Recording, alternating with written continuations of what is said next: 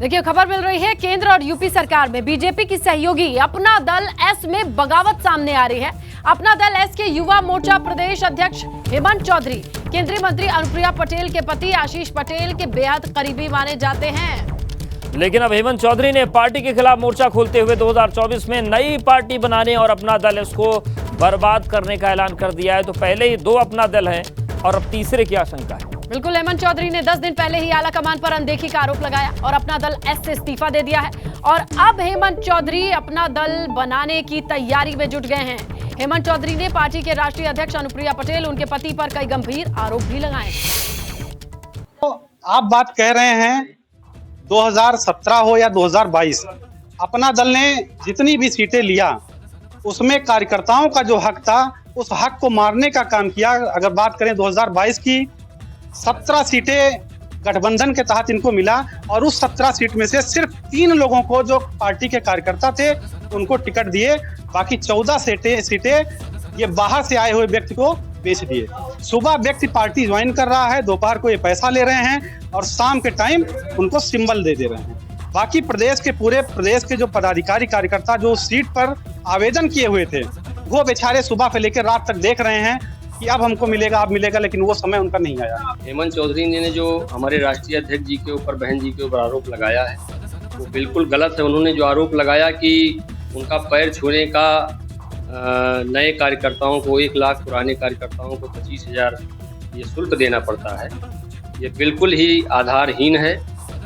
जो विधानसभा के चुनाव में शुल्क निर्धारित किया गया था वो आवेदन का शुल्क था। उत्तर प्रदेश के संभल से समाजवादी पार्टी के सांसद शफीकुर रहमान बर्क ने ब्रिटेन में भारतीय मूल के अल्पसंख्यक ऋषि सुनक के प्रधानमंत्री चुने जाने पर AIMIM चीफ असदुद्दीन ओवैसी के सुर में सुर मिलाते हुए भारत अल्पसंख्यक प्रधानमंत्री बनाने की वकालत की है। बर्क ने साफ साफ कहा कि उनकी ख्वाहिश है हिंदुस्तान में अल्पसंख्यक PM बने और ब्रिटेन ने जिस फॉर्मूले का इस्तेमाल किया है उसी तरीके से हिंदुस्तान में भी अल्पसंख्यक हिंदुस्तान को चलाने का मौका मिलना चाहिए। मैं तो ये कहना चाहूँगा कि ये अच्छा काम हुआ है, सही है। और हमारे यहाँ तो डेमोक्रेसी है, जब डेमोक्रेसी के अंदर तो इससे भी ज़्यादा आज़ादी है। उसी तरीके से हिंदुस्तान के अंदर भी कोई माइनॉरिटी का आदमी, काबिल तरीन आदमी है, पढ़ा लिखा है और वो हिंदुस्तान के अंदर मुल्क को चला सकता है, तो उसमें पाबंदी क्यों है? शफीकुर रहमान बर्क के बयान को उन्हीं के पार्टी के सांसद ने काटते हुए बर्क को प्रधानमंत्री चुनने का सिस्टम ही समझा दिया। डेमोक्रेटिक सिस्टम है हमारा मुल्क, वोटों से राजनीति होती है और यहाँ MP से सरकार बनती है।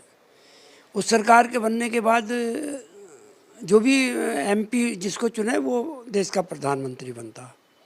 और जहाँ तक किसी व्यक्ति विशेष की बात है, जाति धर्म विशेष की बात है, तो हमारे मुल्क में तो प्रधानमंत्री से ऊपर राष्ट्रपति हैं, 1 नहीं 2 रह चुके हैं। इस मुद्दे पर तो क्या, जब MP जीत के आएंगे और वो MP जिसको चुनेंगे तो वो राष्ट्रपति भी बनेंगे, प्रधानमंत्री भी बन जाएंगे। तो भाजपा ने भी बर्क पर जवाबी हमला किया है। सामान्यतः प्रधानमंत्री बनता है संसदीय दल का नेता चुने जाने के बाद। संसदीय दल का नेता चुनते हैं नवनिर्वाचित माननीय सांसद।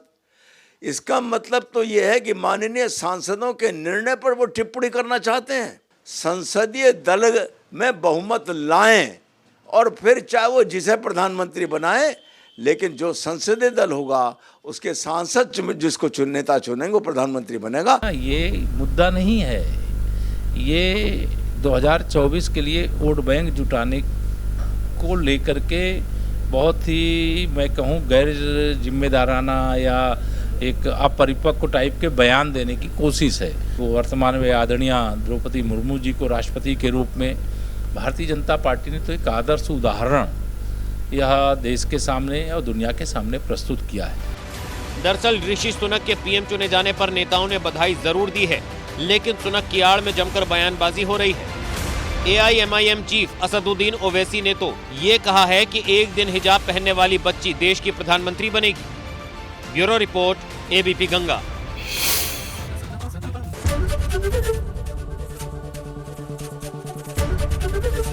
ABP गंगा, खबर आपकी, जुबान आपकी।